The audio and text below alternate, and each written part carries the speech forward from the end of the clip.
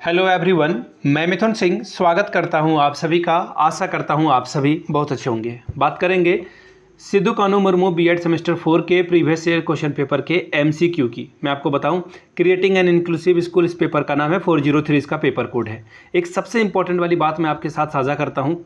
आज ही का पेपर हुआ है 402, यानी कि जेंडर स्कूल एंड सोसाइटी का पाँचों एमसीक्यू आप जो है वीडियो ऑनलाइन पड़ी हुई है, कब अपलोड हुई है आप जाकर के देख सकते हैं। पांचों के पांचों सवाल PYQ से आए हुए थे, तो ध्यान से पूरी वीडियो को पूरे क्वेश्चंस को देख लीजिए। क्वेश्चन कभी कभी अगर सेम नहीं आए ना तो रिलेटेड क्वेश्चन आता है, इसलिए ऑप्शन को भी मैं एक्सप्लेन करता हूं जहां पे ज़रूरत होती है। तो प्लीज़ वीडियो को ध्यान से देखिए। आप लोगों से हाथ जोड़ कर रिक्वेस्ट है, वो बोलते हैं ना कि थोड़े मेहनत में अगर पूरा नंबर आ रहा है तो पढ़ने में क्या दिक्कत है। प्लीज़ पढ़ लें और अपने दोस्तों तक इसे शेयर जरूर करिएगा। मैं चाहता हूं कि आप अपने फ्रेंड्स के बीच में इसे शेयर करें, बाकी उनको भी जो है आइडिया लग सके और उनका भी स्कोर एग्जाम में अच्छा जा सके। तो चलिए वीडियो की शुरुआत करते हैं। 2021, 2022, 2023, 2024 के पेपर को देखेंगे कि किस तरह के सवाल यहाँ पर आया हुआ था। पहला सवाल देखिए क्या है। सिद्धू कानू मुर्मू 2021 का ये क्वेश्चन पेपर है। ब्रेल लिपि का विकास किसने किया था? बड़ा ही आसान सा सवाल है। लुइस ब्रेल इसका नाम होगा। लुइस वहाँ पे लिखा हुआ है तो आपको लुइस ही चुनना है, ठीक है। इनका वैसे पूरा नाम लुइस था, ठीक है जी। ब्रेल इन्हीं के नाम पर जो है इस स्क्रिप्ट का नाम ब्रेल पड़ गया, ठीक है। ये तो पहली बात हुई। अब एग्जाम में देखिए क्वेश्चन क्या टेढ़ा पूछा जा सकता है, वो मैं भी आपको एक्सप्लेन करके बता दूं। पूछ देगा कि लुइस ब्रेल कहाँ के रहने वाले थे, तो आपको क्या बताना है। लुइस ब्रेल जो है फ्रांस के रहने वाले थे। मेरा पेन जो है टैब का पेन है वो नहीं मिल रहा है, खो गया है शायद। I have to buy another one, तो मैं हाथ से लिख रहा हूँ आपके लिए, तो थोड़ा सा जज मत करना मुझे। पहली बात। दूसरी बात, और इन्होंने किसके लिए ये जो है ये जो ब्रेल स्क्रिप्ट डेवलप की थी वो किस लिए की थी? उसका सीधा सीधा रीजन था कि जो विजुअली चैलेंज्ड पीपल हैं, विजुअली चैलेंज पर्सन हैं, उनके लिए ये जो है स्क्रिप्ट की जो है इन्होंने शुरुआत की थी, ठीक है। अब यहाँ पे ये क्या होता है, यह जो है 6 डॉट पे, याद रखिएगा 6 डॉट पे जो है ये लिपि पढ़ी जाती। हो सकता है कि ये जो है कोई भी इन तीनों में से कोई ऑप्शंस में जो है सवाल पूछा जा सकता है, ठीक है। इसको ध्यान में रखिएगा। चलिए आगे देखते हैं अगले सवाल की ओर। अगला सवाल क्या है, क्वेश्चन नंबर 2। बोला गया है गंभीर दिव्यांगता वाले विद्यार्थियों को भी सामान्य कक्षा में शामिल करने की प्रक्रिया को क्या कहा जाता है? देखिए मैं एक एग्जांपल बताता हूं आपको, उससे आपको सारी बात समझ में आ जाएगी। 2-3 चीज़ों को समझ में, जो इंक्लूसिव स्कूल है या फिर जो एजुकेशन है, इंक्लूसिव एजुकेशन, उसके बारे में समझ में आएगा। जैसे मान लेते हैं यहाँ पे एक खुशबू है जो कि पढ़ने में बहुत तेज़ है, ठीक है। खुशबू है वो बहुत पढ़ने में तेज है, आप इसे रखोगे। एक सौरभ है जो कि मीडियम जो है ठीक से पढ़ रहा है, आप भी उसे जो है एक ही क्लास में पढ़ाओगे। अब मान लेते हैं यहाँ पर वेदांश है, ये जो है हर बार जो है मैथ्स में 100 में 100 लाता है, कुछ सब्जेक्ट में इसे दिक्कत हो रही है, तो भी आप इसे एक साथ रखोगे। यहाँ पे देवांश है, आप यहाँ भी इसे रखोगे। देवांश जो है इंग्लिश में बहुत फराटेदार इंग्लिश बोलता है, उसकी जो कम्युनिकेशन स्किल है वो बहुत अच्छी है, आप इसे यहाँ पर रखोगे। मान लेते हैं यहाँ पर एक लड़का है किशु, जो मैथमेटिक्स पढ़ने में खराब है, साइंस नहीं पढ़ पा रहा है और बेयरली पास कर पा रहा है, ठीक है। और वो क्या है, सुनने में उसे दिक्कत आती है, फिर भी आप उसे इसी के साथ रखोगे। मान लेते हैं एक और ऑप्शन है मुकुल का, तो मुकुल जो है वो सारे सब्जेक्ट्स वगैरह पढ़ने में तो ठीक है, लेकिन उसे स्टेज पे जो है अगर खड़ा कर दिया जाए बोलने के लिए तो वो नहीं बोल पाती है। मुकुल जो है विजुअली चैलेंज्ड पर्सन है। अब इतने सारे बच्चे हैं, सभी कुछ ना कुछ विषय में बहुत अच्छा है पढ़ने में। कहीं कोई बच्चा जो है पढ़ने में डल है और कोई देखने में, सुनने में किसी को परेशानी आ रही है, फिर भी आप सभी को एक ही क्लास में पढ़ाओगे। इसे बोलते हैं इंक्लूसिव स्कूल। लेकिन ध्यान रखिएगा, एक इंपॉर्टेंट वाली बात यह है कि जिन्हें देखने में दिक्कत आ रही है आप उसके लिए अलग से व्यवस्था करेंगे। जिनको सुनने में दिक्कत आ रही है या कम सुन पा रहे हैं या कम देख पा रहे हैं, उन्हें आप आगे वाले डेस्क में या फिर बेंच में उसे बैठाओगे। तो ये सामूहिक इंक्लूसिव स्कूल का मतलब ये नहीं कि सभी को एक ही साथ आप पढ़ा दोगे। पढ़ने के लिए जो पढ़ाओगे तो एक ही साथ, लेकिन उनको जिस चीज़ की नीड होगी वो आप उसे प्रोवाइड भी करोगे, ठीक है। जैसे कोई चल नहीं पा रहा है, पैरों से वो चल नहीं पाता है, तो आप उसके लिए रैंप बनवाओगे स्कूल में, ये ज़रूरी है, ठीक है। चलिए आई होप कि आपने इंक्लूसिव स्कूल को समझ लिया होगा। क्या पूछा गया है, गंभीर दिव्यांगता वाले विद्यार्थियों को भी सामान्य कक्षा में शामिल करने की प्रक्रिया को क्या कहते हैं? इसे हम लोग कहते हैं समावेशन, इंक्लूसन, यानी कि सभी को एक साथ आगे लेकर चलना। ऑप्शन नंबर 2 आपका क्या होगा? सही हो जाएगा। चलिए आगे बढ़ते हैं क्वेश्चन नंबर 3 की ओर। क्या बोला गया है?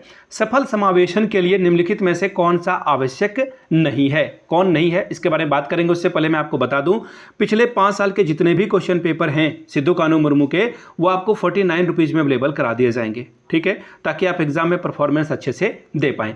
दूसरी बात, सजेशन आपको 199 रुपये में मिल जाता है। सजेशन में क्या होता है? PYQ भी हम लोग देते हैं, साथ ही MCQ, short question answer, long question answer PYQ पे बेस्ड होता है। एग्जाम पैटर्न को फॉलो करते हुए हम लोग जो है सजेशन तैयार करते हैं, यानी कि वेरी वेरी इंपॉर्टेंट क्वेश्चन ये प्रोवाइड कर दिया जाता है। 69 रुपीज़ में आपको जो है चारों पेपर का MCQ प्रोवाइड कर दिया जाएगा सॉल्यूशन के साथ, डिटेल में जो है डिस्कस करके लिखा हुआ मिलेगा आपको। ये सारी PDF आपको मिल जाएगी। यहाँ से मेरी ईमेल आईडी देख लें, yourmithunsingh@gmail.com पे आप मुझे मेल कर सकते हैं। इंस्टा पे अगर आपको डू फॉलो मी @imithunsingh, और बाकी 7979054474 पे आप मुझे व्हाट्सअप भी कर सकते हैं। चलिए आगे बढ़ेंगे। सफल समावेशन के लिए निम्नलिखित में से कौन सा आवश्यक नहीं है? याद रखिएगा, आप सीटेट का भी एग्जाम देंगे तो नॉट वाले वर्ड पे या फिर नहीं वाले क्वेश्चन पे स्पेशल आपको अटेंशन की जरूरत पड़ेगी, ध्यान देने की जरूरत पड़ेगी। देखते हैं क्या क्या है। संवेदनशीलता बढ़ाना, यानी कि आप किसी को सह सको। फिर है क्षमता निर्माण करना, ये भी अच्छी बात है। पृथकीकरण, ये थोड़ा सा नेगेटिव वर्ड है। बाकी अभिभावकों की भागीदारी, देखिए बच्चा कभी भी आगे नहीं बढ़ सकता जब तक पेरेंट टीचर मीटिंग नहीं होगी। आप बच्चे के बारे में नहीं बताओगे और बच्चा के बारे में फीडबैक लेगा गार्जियन, तभी वो ठीक से बच्चे को पढ़ा पाएगा। तो अब यहाँ पे देखिए इसका जो सही आंसर क्या हो जाएगा, कौन सा आवश्यक नहीं है। बच्चे को अलग थलग करने वाली बात कहाँ से सही होगी, आप सोच के देखो। अलग करना, रटना या देख देख के कॉपी करवाना, प्रैक्टिस करवाना, ये सब नेगेटिव वर्ड है।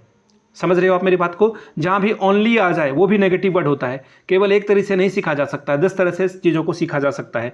तो ऑप्शन नंबर आपका 3 क्या होगा? सेग्रीगेशन, यानी कि आप किसी को अलग थलग नहीं कर सकते हो। चलिए आगे बढ़ेंगे क्वेश्चन नंबर 4 की ओर। सहकारी शिक्षण, कोऑपरेटिव जो लर्निंग है, उसका उद्देश्य क्या है? ये क्यों किया जा रहा है? तो देखिए इसका आंसर क्या होगा, पहले वो देख लेते हैं। देखिए ये जो ऑप्शंस आपको 4 ऑप्शंस दिए गए हैं, यहाँ पे देखिए बौद्धिक विकास करना, सामाजिक विकास करना। आप इतने समझदार हो कि आप जो है आराम से इसे समझ पाओगे कि ये दोनों आंसर होगा, ठीक है। बच्चे को कोऑपरेटिव लर्निंग इसलिए दी जाती है ताकि उसका कॉग्निटिव डेवलपमेंट अच्छा हो, ताकि वो अच्छे से पढ़ सके, बौद्धिक विकास उसका हो सके, ताकि वो लॉजिकल बातें कर सके, डिस्कस कर सके, आपसे डिबेट कर सके, ठीक है। और वो डिसीजन मेकिंग में जो है ये बौद्धिक क्षमता का करवाना बहुत ज़रूरी होता है। अब सोशल डेवलपमेंट में क्या होता है, बच्चा जो है अपने क्लासमेट से बात कर सके, टीचर से डाउट पूछ सके, या फिर अपने आस पड़ोस की जो चीज़ें हो रही है, किसी वो कल्चरल प्रोग्राम में जा रहा है तो वहाँ से वो चीज़ों को सीख सके, ठीक है, और उससे वो लीडर बन पाएगा, टीम वर्क की जो है भावना आएगी। तो दोनों सही है, ऑप्शन नंबर 3 के साथ आपको जाना था। अब हम लोग जाएंगे कहाँ पर? क्वेश्चन नंबर 5 में। SEN का पूरा नाम क्या है? वेरी वेरी इंपॉर्टेंट क्वेश्चन, बार बार ये आएगा एग्जामिनेशन में। सिद्धू कानू में 2021 में ये पूछा हुआ सवाल है। SEN का फुल फॉर्म क्या है? SEN का फुल फॉर्म के बारे में अगर मैं बात करूँ तो देखिए, सबसे पहले मैं आंसर बता देता हूं ताकि आपको चीज़ें समझ में आ सके। सबसे पहले देखिए इसका जो फुल फॉर्म है वो है special educational needs. Special educational needs, option number 2 आपका सही जवाब हो जाएगा। देखिए मैंने इसके बारे में आपको समझाया भी था जब एक एग्जाम्पल दे रहा था। कहने का मतलब यह है कि जो बच्चा ठीक से नहीं पढ़ पा रहा है, देख नहीं पा रहा है, सुन नहीं पा रहा है, चलने में उसे दिक्कत आ रही है, लिखने में दिक्कत आ रही है, तो आप उसके लिए टूल्स प्रोवाइड करोगे। कुछ चीज़ें आप देखिए, सरकारी स्कूल में सारी चीज़ें नहीं हो सकती, बट आप 100% देने की कोशिश करते हो हमेशा। और एज अ टीचर आप बहाना नहीं बना सकते हो कि ये चीज़ की कमी है, वो चीज़ की कमी है। आपको हमेशा कुछ ना कुछ सोचना होता है, आप स्पेशल चीज़ों को प्रोवाइड करते हो। तो ऑप्शन 2 आपका क्या होगा? सही जवाब हो जाएगा, ठीक है। चलिए आगे बढ़ेंगे क्वेश्चन नंबर 6 की ओर। क्या बोला गया है? देखिए विशेष शिक्षा की शुरुआत सबसे पहले कहाँ की गई थी? ठीक है, विशेष शिक्षा की शुरुआत सबसे पहले यूरोप में की गई थी। यूरोप कहाँ है? ऑप्शन ए में है, ठीक है, यूरोप में की गई थी। और इसको याद रखिएगा कब की गई थी, तो 18th सेंचुरी में। और 18th सेंचुरी में यूरोप में की गई थी। और यूरोप में भी सबसे पहले कहाँ पर? तो फ्रांस में, जहाँ पर लुइस ब्रेल फ्रांस के ही रहने वाले थे, आपको मैंने बताया। तो फ्रांस से इसकी शुरुआत हुई थी। जर्मनी में भी इसकी जो है शुरुआत की मानी जाती है। तो फ्रांस आप मेनली इसे समझेंगे, ठीक है। और थोड़ा और मैं जानकारी आपको दे दूँ, 1760 ईस्वी में फ्रांस में जो है नेत्रहीन बच्चों के लिए सबसे पहला स्कूल खोला गया। वेरी वेरी इंपॉर्टेंट क्वेश्चन है। प्लीज़ पेन पेपर पे बैठ के जो है इसे नोट डाउन कर लीजिए। नहीं लिया है, नोटबुक लीजिए और इसे लिखिए। 1760 में फ्रांस में सबसे पहले जो है दृष्टिबाधित बच्चों के लिए, जो नेत्रहीन बच्चे थे या देख नहीं सकते थे, विजुअली चैलेंज पीपल के लिए स्कूल खोला गया। 1770 में देखिए यहाँ पर जो है जो बच्चे बोल नहीं सकते थे उनके लिए यहाँ पर स्कूल खोला गया था। और धीरे धीरे अमेरिका, फिर भारत, भारत में तो बहुत बाद में आया होगा ये, लेकिन इसकी शुरुआत सबसे पहले यूरोप में हुई थी। चलिए, अमेरिका में भी जो है 19वीं शताब्दी में ये जो है खोला गया। भारत में अगर मैं बात करूं तो देखिए, भारत में 1887 में 1887 में जो है मुंबई में, तब बॉम्बे कहा जाता था, वहाँ पर जो है सबसे पहले जो बच्चे देख नहीं सकते थे उनके लिए स्कूल की शुरुआत की गई थी। चलिए, और चीन में भी जिसकी शुरुआत हुई, ऑब्वियस सी बात है। चलिए आगे बढ़ेंगे अगले सवाल की ओर। यूरोप इसका सही जवाब है। क्वेश्चन नंबर 7, समावेशी कक्षा है यहाँ पर। इंक्लूसिव क्लास में किन प्रकार के छात्रों को शामिल किया जाता है? अभी मैंने आपको बताया कि बच्चे जो है केवल विशिष्ट बच्चों को शामिल नहीं किया जाता है, सामान्य और विशिष्ट दोनों बच्चों को शामिल किया जाता है। केवल सामान्य बच्चों को शामिल नहीं किया जाता है। जो बहुभाषी है, बहुत सारी भाषाओं को जानता है, मेधावी छात्र है, उसे भी हम लोग शामिल करेंगे। तो यहाँ पे देखिए, सामान्य और विशिष्ट दोनों प्रकार के बच्चों को हम लोग शामिल करते हैं।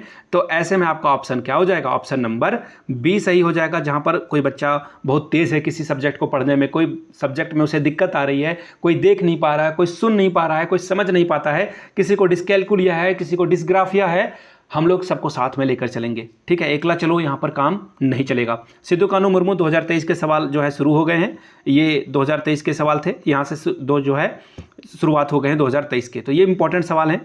ठीक है, चलिए ये हो गया। चलिए क्वेश्चन नंबर 8 की ओर बढ़ेंगे। डिसलेक्सिया किससे संबंधित है?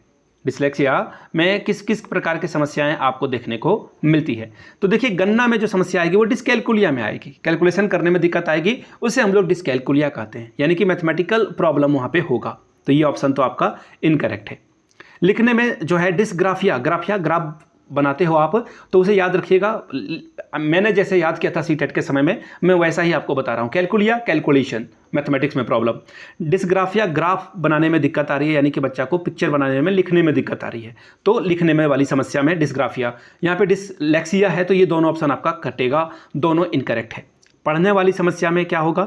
डिसलेक्सिया को पढ़ने वाले जो है शब्द होते हैं उसमें दिक्कत आती है। मुझे बहुत सारे वर्ड ठीक से पढ़ने में अभी भी नहीं आते, मैं फंस जाता हूँ, बोल नहीं पाता हूँ। पहले मैं अटलांटिका, पता नहीं मैंने सही बोला या नहीं, अटलांटिका नहीं बोल पाता था, अब तो मैं सुपर कैलीफ्रेजिलिस्टिक एक्सपियालिडोसियस बोल देता हूँ। गूगल में सर्च करना सुपर कैलीफ्रेजिलिस्टिक एक्सपियालिडोसियस का क्या मतलब होता है। पूरे 2 महीने मुझे इसके प्रोनाउंसिएशन सीखने में समय लगा था। शशि थरूर साहब का कोई ट्वीट था, वहाँ से मैंने सीखा था। गूगल करके आप आंसर लिखना नीचे कॉमेंट सेक्शन में।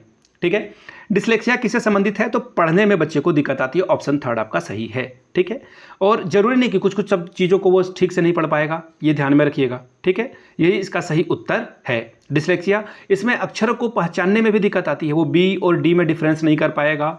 ठीक है, डब्ल्यू और एम में डिफरेंस ही नहीं कर पाएगा, इस तरह की चीज़ें, और धीरे धीरे पढ़ेगा और धीरे धीरे वो आगे बढ़ेगा। ठीक है, IQ थोड़ा यहाँ पर लो होता है, मेरी भी IQ लो ही है। ठीक है, लेकिन एक्चुअली क्या है ना कि डिसलेक्सिया में IQ से इसका कोई लेना देना नहीं होता है। बहुत सारे बच्चे बहुत स्मार्ट होते हैं। ठीक है, ये इसको जो है 100% आप जो है नहीं कर सकते हो। IED का पूरा नाम क्या है? बहुत ही प्यारा सवाल, VVI लगाइए, ये सवाल एग्जाम में आ सकता है।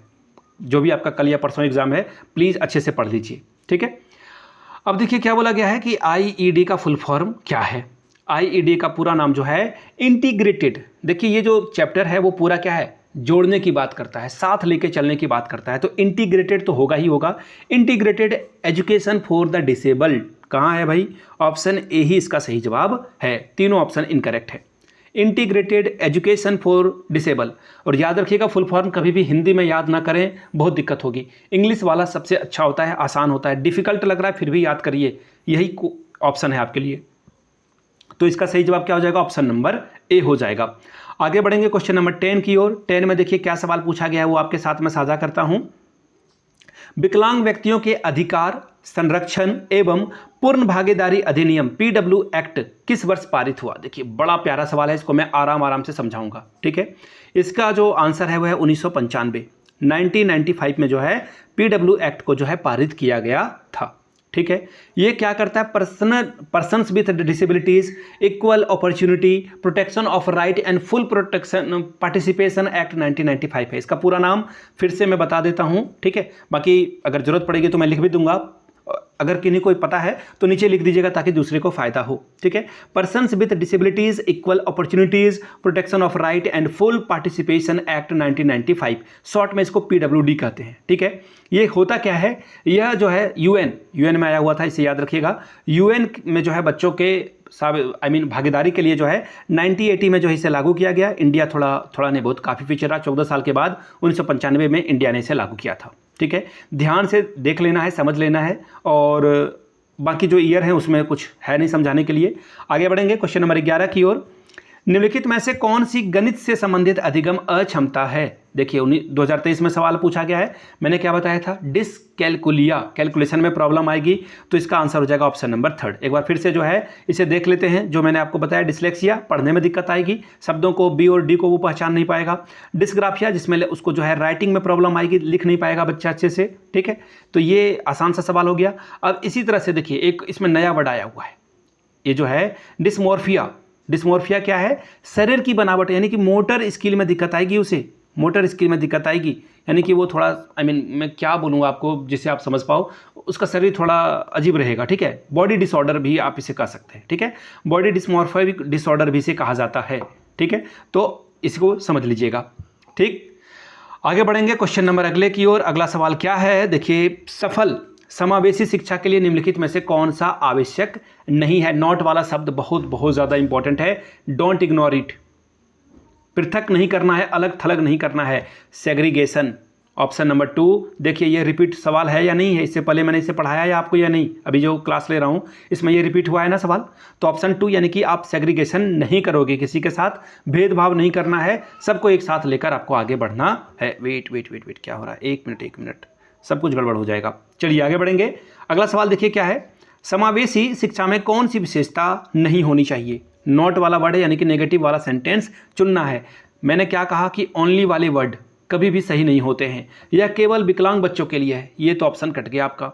यह पृथकीकरण के खिलाफ है, समावेशी शिक्षा बिल्कुल अलग थलग करने वाली बात ये नहीं करता है। यहाँ पे नॉट पूछा गया है तो ये तो आंसर नहीं होगा। सहयोग की भावना की बात करता है, तो सहयोग की भावना तो इसकी विशेषता हो गई। यहाँ से आपसे पूछा गया है नॉट, तो नॉट पूछा गया है तो बोला गया है कि उपयुक्त वातावरण, सहयोगी शिक्षा की कौन सी विशेषता नहीं है? तो देखिए यहाँ पर जो है इसका आंसर क्या हो जाएगा, देखिए यह केवल विकलांग बच्चों के लिए है, यह सही नहीं होगा। समावेशी शिक्षा क्या है, इसकी विशेषता नहीं है, ये पृथकीकरण के खिलाफ बात करता है, सहयोग की भावना करता है और अच्छा इन्वायरमेंट क्रिएट करने की बात करता है। ऑप्शन ए आपका करेक्ट हो जाएगा, नेगेटिव वाला सेंटेंस था। ऑटिज्म वाला सवाल पूछा गया है कि ऑटिज्म क्या है, ऑटिज्म क्या है और ऑटिज्म किससे संबंधित है? देखिए ऑटिज्म के बारे में अगर आपको जानना है तो बर्फी, एक मूवी आई थी बर्फी, वो आप अगर देखोगे तो उसमें प्रियंका चोपड़ा का जो किरदार था, उसमें कैरेक्टर था, वो ऑटिज्म से पीड़ित था, ठीक है। तो पढ़ने में अक्षमता जो है डिसलेक्सिया से संबंधित है, इसका जो है ऑटिज्म से कोई लेना देना नहीं है। पढ़ने में प्रॉब्लम क्या किस में आती है, इसमें जो है डिसलेक्सिया से आएगी। लिखने में डिस्ग्राफिया से, मैंने आपको बताया। गणना करने में डिसकैलकुलिया से। और जो सामाजिक संपर्क में अक्षमता, यानी कि वो लोगों से बात नहीं कर पाएगा। ये डिसऑर्डर ऐसा है कि वो दूसरे से कम्युनिकेट नहीं कर पाएगा, आई कॉन्टैक्ट नहीं बना पाएगा, बॉडी लैंग्वेज समझने में उसे दिक्कत आएगी, फ्रेंड बना नहीं सकेगा वो या सकेगी, ठीक है। तो ऑप्शन आपका क्या होगा, डी सही हो जाएगा। ऑटिज्म जो है सारे जो है बहुत वो सेग्रीगेट रहता है, अलग थलग रहने वाला बच्चा को ऑटिज्म जिसे रहेगा वो अलग थलग रहेगा। डी इसका सही जवाब होगा। आगे बढ़ेंगे। ये अब देखिए 2024 के सवाल की शुरुआत हो गई। PW एक्ट अधिनियम कब लागू किया गया? अभी मैंने आपको बताया ये, इसका आंसर आप आराम से कर पाएंगे। मैंने कहा ना कि इस तरह के सवाल पूछे जाते हैं बार बार। 7 फरवरी 1996 को लागू किया गया। देखिए पारित होना और लागू होना दो अलग अलग बातें हैं। 1995 में ये क्या हुआ था, पारित हो गया था, लेकिन लागू 1996 में हुआ। ये हर बार होता है, हर साल जो है एक बार क्या करते हो आप, बढ़ा करके 1 साल के बाद ही लागू हो पाता है, ठीक है। तो इसका जो आंसर हो जाएगा वो हो जाएगा क्या, 1996 इसका सही हो जाएगा। पारित किया गया था 1995 में, लागू हुआ था 96 में। समावेशी शिक्षा में शिक्षक की कौन सी विशेषता सबसे कम, यानी कि टीचर के सबसे खराब गुण को चुनना है? बच्चों के प्रति संवेदनशीलता, बहुत सही जवाब है। छात्रों के लिए धैर्य और स्नेह, बिल्कुल सही बात है। छात्रों की विकलांगता की जानकारी, बिल्कुल सही बात है। शिक्षक की आर्थिक सामाजिक स्थिति, देखिए बात तो तीनों बिल्कुल करेक्ट है। चौथा ऑप्शन शिक्षक के गुण से कोई लेना देना नहीं है। सामाजिक और आर्थिक स्थिति उसकी कैसी है, इससे पढ़ाने पे बहुत ज़्यादा असर नहीं पड़ेगा। ऑप्शन डी आपका सही जवाब हो जाएगा। ठीक है, बच्चे को प्यार से स्नेह से आपको देखना चाहिए, बिल्कुल सही बात है। संवेदनशीलता से भी देखना होगा, और किस बच्चे को किस तरह की दिक्कत है, तभी तो आप सिटिंग अरेंजमेंट कर पाओगे। ये भी एक कला है, टीचर की कला है। अगला सवाल देखिए, क्वेश्चन नंबर 17, नेत्रहीन के लिए राष्ट्रीय संस्थान कहाँ पर है? बड़ा प्यारा सवाल है और कई बार ये पूछा जा चुका है सवाल है। देहरादून में आपको मिलेगा। कहाँ पर? देहरादून में। इसका जो नाम है एक मिनट में लिख देता हूँ, NIVH, ठीक है, ये आपको मिलेगा, यानी कि national institute for the visually handicapped. अब जो है इसका नाम बदल करके स्वामी विवेकानंद राष्ट्रीय नेत्रहीन संस्थान रख दिया गया है। कहाँ मिलेगा? देहरादून, उत्तराखंड में, ठीक है। इसकी स्थापना कब हुई थी? 1979 में। पेन पेपर आपने रखा है ना, प्लीज़ नोट डाउन करिए। यह संस्था नेत्रहीनों के शिक्षा, कौशल विकास, रोजगार के लिए जो है ये काम करती है। एजुकेशन भी देगी, स्किल डेवलपमेंट करेगी, और जो एम्प्लॉयमेंट है उसको जनरेट करने का ये काम करेगी। Dehradun is the correct answer. Question number 18 देखिए, सिद्धू कानू मुर्मू 2022 का सवाल है। क्या है? निम्नलिखित में से कौन सा समूह समावेशी शिक्षा के अंतर्गत आता है? इंक्लूसिव स्कूल के अंतर्गत आएगा, ठीक है। प्रतिभाशाली बच्चे, गिफ्टेड बच्चे भी आएंगे, बिल्कुल आएंगे। मेंटली चैलेंज पीपल भी आएंगे, फिजिकली हैंडीकैप्ड भी आएंगे, यानी कि इनमें से सभी सारे बच्चों को आप इसमें शामिल करोगे। ऑप्शन 4 आपका करेक्ट होगा। अगला सवाल है IEP। देखिए, मैंने कहा ना कि इस तरह के सवाल बार बार बनते हैं। IEP का फुल फॉर्म क्या है? ठीक है, देखिए, IEP का फुल फॉर्म जो है इंडिविजुअलाइज्ड एजुकेशन प्रोग्राम। कहाँ है? ऑप्शन नंबर A, इंडिविजुअलाइज्ड यहाँ पर है। इंडिविजुअल एजुकेशन प्रोग्राम यहाँ पे लिखा हुआ है, कोई बात नहीं, ZED भी लगा दोगे आप तो ये चलेगा, लास्ट में ZED भी लगा सकते हो। और इसके अलावा किसी में कोई ऑप्शन है नहीं, ऑप्शन A आपका सही हो जाएगा। ये भी वेरी वेरी इंपॉर्टेंट है, MCQ पूछा जाएगा, प्लीज़ नोट डाउन कर लीजिएगा, ठीक है, ये ध्यान में रखिएगा आप लोग, ठीक है। अब देखिए, IEP की विशेषता क्या है कि हर बच्चे की नीड अलग अलग होती है। किसी को लिखने में, पढ़ने में, सुनने में, समझने में दिक्कत आ रही है, तो आप उसके लिए जो है योजना तैयार करते हो। आपके क्लास में किस तरह के चैलेंज हैं, आप उसको टैकल करने की कोशिश करते हो। सिद्धू कानू मुर्मू 2022 का सवाल है, निम्नलिखित में से कौन सा मानसिक रोग है?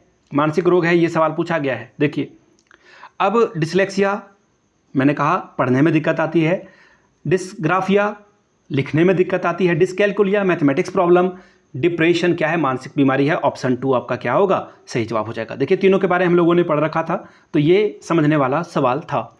गणित से संबंधित अक्षमता, मैथमेटिक्स रिलेटेड डिसेबिलिटीज़ को क्या कहते हैं? डिस्कैलकुलिया। कितनी बार पढ़ाया आपको? ऑप्शन आपका 3 सही हो जाएगा। ये जो है डिस्मोर्फिया क्या है? बच्चे के मोटर स्किल में प्रॉब्लम आएगी, बच्चे के शरीर के बनावट में दिक्कत आएगी, मोटर स्किल में जो है प्रॉब्लम है, तो आप ऑप्शन नंबर 4 लगाते, ठीक है। ये सवाल बन सकता है, अभी तक नहीं पूछा गया, तो ये बहुत इंपॉर्टेंट बन जाता है, कभी भी इससे पूछा जा सकता है। स्टार बना लीजिए, पढ़ लीजिए। अगला सवाल है, सफल समावेशन के लिए निम्नलिखित में से कौन सी आवश्यकता नहीं है? नॉट वाले वर्ड को ध्यान में रखिए और आंसर करिएगा। सेग्रीगेशन, देखिए रिपीट है ना सवाल, रिपीट है या नहीं आप देखो खुद से, PYQs रिपीट होते हैं, आप देख लीजिए यहाँ से। सेग्रीगेशन आपको नहीं करना है। ऑप्शन 2 आपका क्या होगा? सही जवाब होगा। आगे बढ़ेंगे, अब नहीं बढ़ेंगे क्योंकि ये खत्म हो चुका है। और मैं आपको बता दूं, पिछले 5 साल के क्वेश्चन पेपर की PDF आपको 49 रुपीज़ में अवेलेबल करा दी जाएगी। दूसरी बात, अगर आपको सजेशन चाहिए तो 199 रुपये में आपको सजेशन प्रोवाइड कर दिया जाएगा। तीसरी बात, अगर आपको सिर्फ MCQ चाहिए तो ये 69 रुपीज़ में जितना भी MCQ है वो आपको प्रोवाइड कर दिया जाएगा। आपने वीडियो को यहाँ तक देख लिया है तो एक बार नीचे कमेंट करके जय हिंद जरूर लिखिएगा, ताकि मुझे पता चल सके कि वीडियो आपने पूरी देखी है। यहाँ से मेरी email ID देख लें, yourmithunsingh@gmail.com पे आप मुझे मेल कर सकते हैं। इंस्टा पे अगर आप डू फॉलो मी @imithunsingh, बाकी आप मुझे व्हाट्सअप कर सकते हैं 7979054474 पे। वीडियो को यहाँ तक देखने के लिए आप सभी का बहुत बहुत शुक्रिया। Have a good day.